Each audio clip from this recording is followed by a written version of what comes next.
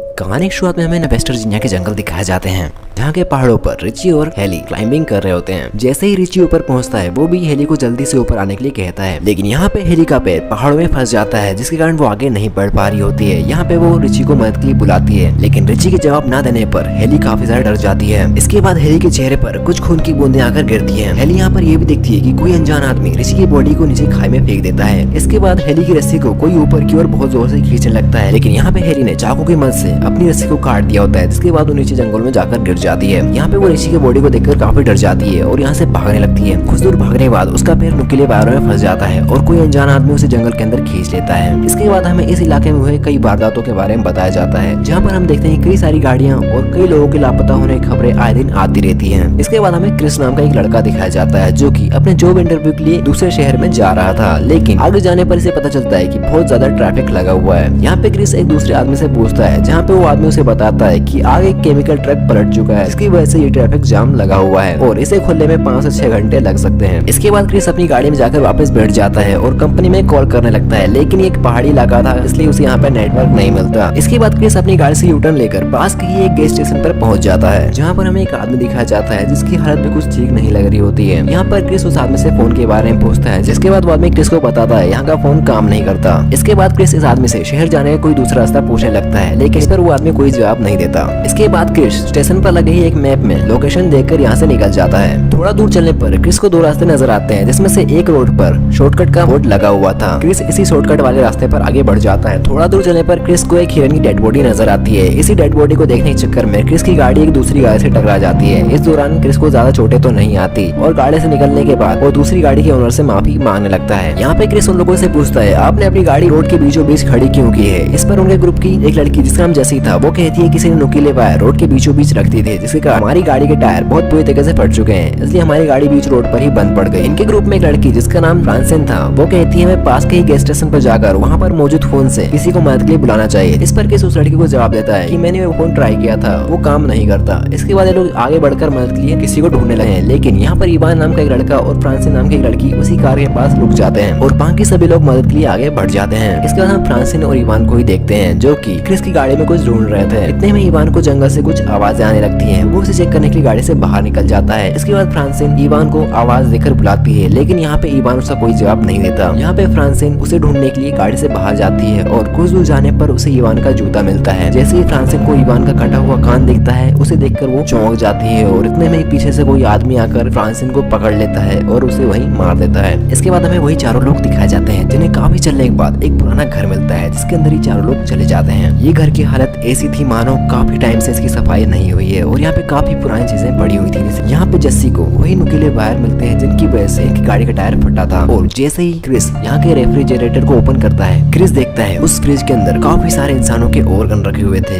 ये सारी चीजों को देखकर ये लोग तुरंत यहाँ से निकलने का प्लान बनाते हैं और जैसे ये लोग निकलने का ट्राई करते हैं, ये लोग नोटिस करते हैं बाहर से कोई गाड़ी इस घर की तरफ आ रही थी और इस गाड़ी को देखकर ये सभी लोग इस घर के पीछे वाले एग्जिट से निकलने का ट्राई करते हैं, लेकिन इनकी बुरी किस्मत वो भी बंद था। देखते देखते इस घर के ओनर इस घर के अंदर आ जाते हैं। यहाँ पे हमें पहली बार 3 आदमखोर इंसान दिखाए जाते हैं, जो इनके साथी के एक डेड बॉडी को लेकर यहाँ पर आए हुए थे। वो उस डेड बॉडी को वहीं पटक देते हैं और इस लाश को जैसी और किसने देख लिया था, क्योंकि वो उसी बेड के नीचे छुपे हुए थे। इसके बाद एक आदमखोर उस डेड बॉडी को एक सौ की मदद से काटने लगता है और कुछ देर बाद उस बॉडी को खाकर ये सभी लोग वहीं सो जाते हैं और वहाँ पे छुपे हुए 4 लोग इसी मौके का फायदा उठा के यहाँ से निकलने लगते हैं। लेकिन जैसे ही क्रिस इस घर के गेट से बाहर निकल रहा होता है, एक आदमखोर आदमी उसे देख लेता है और ये देखने के बाद क्रिस वहाँ से बहुत तेजी से भागने लगता है। काफी भागने के बाद ये 4 लोग एक जगह पर जाकर छुप जाते हैं, जहाँ पे काफी सारी कार्स रखी हुई थी। हो ना हो ये सारी गाड़ियां वही थी जिनकी खबरें न्यूज में आ रही थी। ये 4 लोग यहाँ पे छुपे ही थे कि इतने में वो सारे आदमखोर लोग यहाँ पर भी आ जाते हैं। यहाँ पे क्रिस प्लान बनाता है कि वो उनकी गाड़ी चुरा कर यहाँ से निकल जाएंगे। इस दौरान क्रिस उन आदमखोरों का ध्यान भटकाएगा और बाकी सभी लोग गाड़ी में जाकर बैठ जाएंगे। इतना बोलते ही क्रिस चिल्लाकर जंगल की ओर भागने लगता है। एक आदमखोर गोली चलाकर क्रिस के पैरों को घायल कर देता है। क्रिस को बचाने के लिए इनके ग्रुप में मौजूद एक आदमी चिल्लाकर जंगल की दूसरी ओर भागने लगता है। इस दौरान एक आदमखोर उस आदमी का भी पीछा करने लगता है और इस दौरान वो आदमी भी आदम मारा जाता है। इसी मौके का फायदा उठाकर जस्सी, कार्ला और क्रिस गाड़ी में बैठकर यहाँ से निकल जाते हैं। जैसे ये लोग जंगल के रास्ते से गुजर रहे होते हैं, इनकी गाड़ी एक गड्ढे में फंस जाती है। अब इन लोगों के पास पैदल चलने के अलावा कोई और रास्ता नहीं था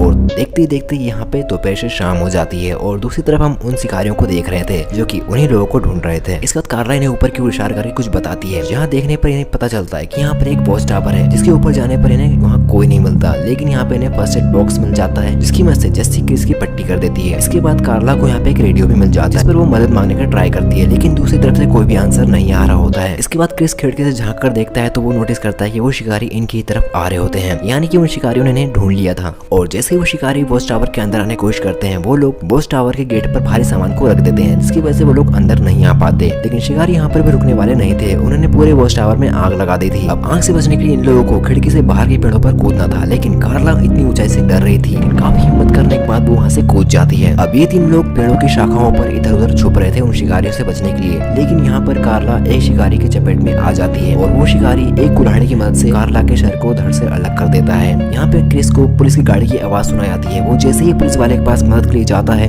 लेकिन एक शिकारी उस पुलिस वाले पर हमला कर देता है और वही मार जाता है। और जैसे ही शिकारी उस गाड़ी के पास भागकर आ रहा था, इतने में क्रिस उस गाड़ी के नीचे छुप जाता है और यहाँ पे वो शिकारी आकर क्रिस को ढूंढने लगता है, लेकिन इस दौरान क्रिस गाड़ी के नीचे छुपा हुआ था, इसलिए वो शिकारी उसे ढूंढ नहीं पाता। और जैसे ही वो शिकारी गाड़ी के नीचे झांकता है, इस दौरान क्रिस पास के झाड़ियों में जाकर छुप जाता है। इसके बाद वो आदमखोर शिकारी उस पुलिस वाले की डेड बॉडी को गाड़ी में लोड करके यहाँ से निकलने लगता है। इसी दौरान क्रिस भी उस गाड़ी पर लटक जाता है। सही मौका देखकर क्रिस इस आदमखोर आदमी को भी मार देता है और उन्हीं के बनाए घर में जाने लगता है। इसके बाद हम देखते हैं जेसी को, जिसे आदमखोरों ने बांध रखा होता है। और जैसे आदमखोर शिकारी जेसी को मारने वाला था, इतने में क्रिस आकर गाड़ी से उस शिकारी को कुचल देता है और तुरंत आकर वो जेसी को आजाद करने लगता है। यहाँ पे क्रिस ने जेसी के सिर्फ हाथ ही खोले होते हैं कि एक शिकारी आकर क्रिस को पकड़ लेता है और उसे मारने लगता है। और मौका देखकर यहाँ पे जेसी भी एक तीर उठाकर उस शिकारी पे हमला कर देती है, जिसकी वजह से वो शिकारी भी घायल हो जाता है। इसके बाद ये दोनों लोग यहाँ से निकलने लगते हैं, लेकिन यहाँ पे क्रिस नोटिस करता है सभी घायल शिकारी धीरे धीरे वापस उठने लगे हैं और इनकी तरफ आगे बढ़ना भी शुरू कर दिया है। यहाँ पे क्रिस की बंदूक में सिर्फ एक ही गोली थी। यहाँ पे क्रिस देखता है कि उस पुलिस वाली गाड़ी में एक पेट्रोल टैंक मौजूद है और बिना सोचे समझे क्रिस उसी पेट्रोल टैंक पर शूट कर देता है और यहाँ पे एक बहुत बड़ा ब्लास्ट होता है जिसकी चपेट में सारे शिकारी आ जाते हैं और मारे जाते हैं। इसके बाद क्रिस और जेसी दोनों ही शिकारियों गाड़ी बैठकर यहाँ से निकल जाते हैं। इसी के साथ ये कहानी यही खत्म हो जाती है। वीडियो कैसा लगा कमेंट करके जरूर बताना। अगर ये पसंद आया हो तो लाइक कर देना और चैनल पर पहली बार आए हो तो सब्सक्राइब कर देना। मिलते हैं अगली वीडियो में। थैंक्स।